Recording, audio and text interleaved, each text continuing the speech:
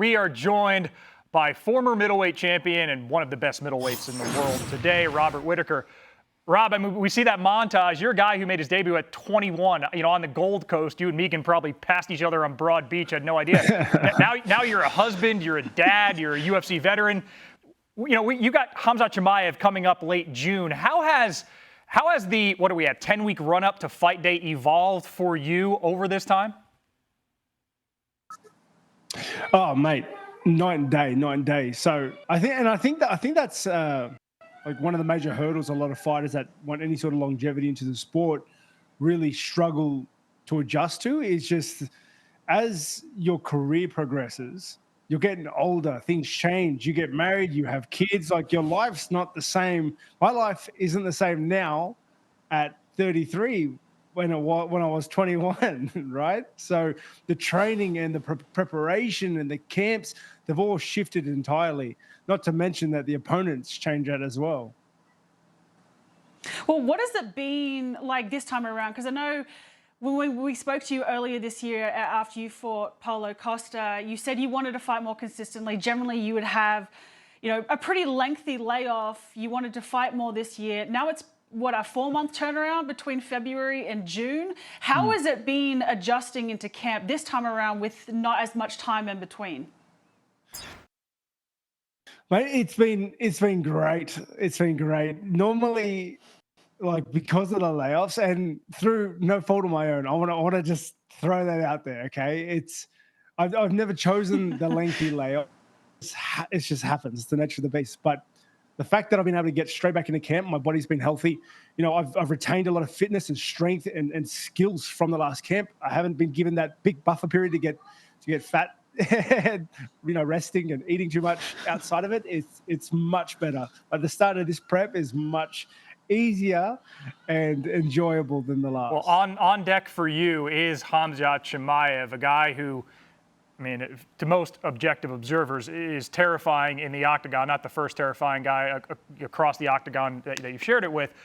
How did we get to a point where you're fighting Chimaev in June? How did this fight come together? Honestly, I was kind of just doing my thing, sitting with the family, and I got a text message, hey, thinking about fighting, what do you think about fighting Chimaev in June 22nd, Saudi Arabia? And, my calendar was free, so I was like, yeah, why not? Well, he's been relatively untested at 185 pounds, obviously very dominant at welterweight, but has only had, 2 fights at 185? That last one against Usman went to decision. When you see a guy like Khamzat, he's well-rounded. Not a lot of people want to strike with him or wrestle with him or grapple with him. How do you approach somebody like that? And where do you feel like you're going to be able to exploit in this fight? I definitely think the goal, much like all my other opponents, is just to go out there and fight my fight. It's about going out there and pushing my game plan onto him and seeing how he adjusts to me, because I bring an arsenal of skill sets that he's not ready for, I believe. And I think the surest way to victory is to go in there, obviously not play to his strengths, which is not engaging in the wrestle, but not be afraid of it. I can wrestle with the best of them, and I've shown and proved that. So I'm going to go in there and I'm going to fight my fight. I'm going to fight a stand-up fight. I'm going to see where it goes. I'm going to drag it out. It's a 5-round fight. I've been in plenty of those, and I've got no quit in me. So let's see how this goes. Rob, most observers can see what a great grappler Khamzat Chimaev is, and just like that marauding style. You've been in this game as a mixed martial artist for a quarter century. What challenges does Chimaev present that somebody as experienced as you, might see and appreciate more than a novice, a guy like me, wearing a microphone with makeup on? He's definitely got a really sound jiu-jitsu game, but he mixes it really well with his wrestling. And I think a lot of people aren't ready for, what a lot of people aren't ready for is the mixture of the two, the making it really MMA-esque, like utilizing it up against the wall, utilizing his strength with his long arms and tall frame to just push his game plan on the fence, to push it into the ground. And whilst I definitely think he's very dangerous there, I've been grappling my entire life. I am very, very confident in my own skill sets. Even if it were a pure wrestling jiu-jitsu format, I would hold my own. If not, get a W in that way too. Well, I want to go back. You mentioned that you've got cardio for days. You've had a lot of 25-minute fights. Do you feel like that plays into your favor in this fight, considering we've seen Khamzat kind of slow towards the later of 15-minute fights? Do you think those extra 2 rounds could be an advantage? I do think the fact that I have experience in 25-minute fights, the fact that I've been able to take fights, hard fights, the length of 25 minutes, it's different. Anyone who's done it, who's had a hard fight for the 5 rounds, understands how different it really is, and even the prep going into it.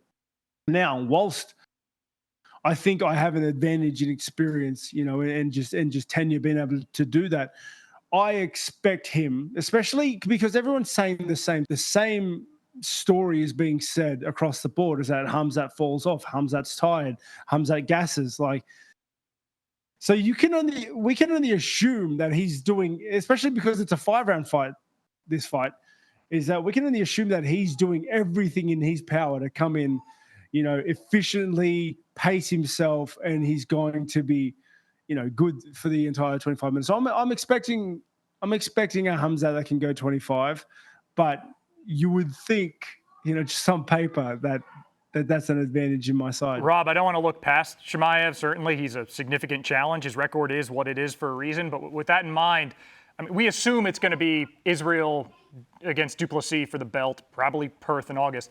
Where would a win over Chimaev put you in the title picture? Oh, certainly beating Chimaev opens me up to a title shot. There's no other way around it. I've beaten everybody else, and to beat the boogeyman of the division, that the guy everyone doesn't want a bar of, just makes me look real good. Well, you've been in there with both Israel and Dricus. If that fight does eventuate, put analyst Rob hat on, how do you see that one going? But before fighting Dricus and before Dricus had won the belt, you would have thought Adesanya piecing him up for 5 rounds. But in saying that, he's surprised a lot of people. He surprised me. He's got a lot of dog in him. He's got a lot of heart, and he makes clean fights awkward. He makes fights awkward because he pushes his awkward style onto you, and his relentless pursuit of he's got a lot of heart.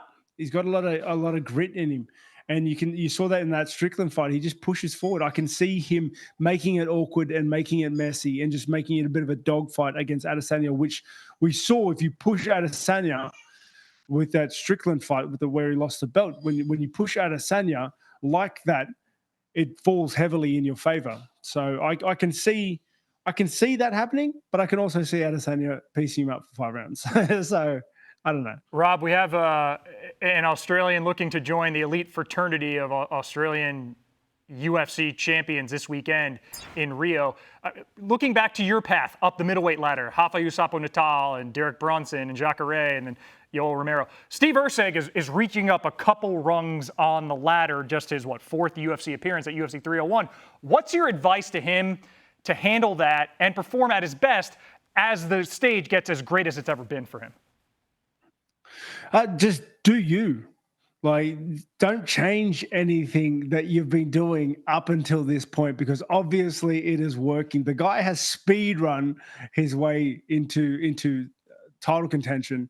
And now he very well, with the skill set that he has, he could very well leave Rio with the gold and bring it back to Australia. And I am all for it. And I can't wait to see him get in there and just enjoy himself and fight the good fight.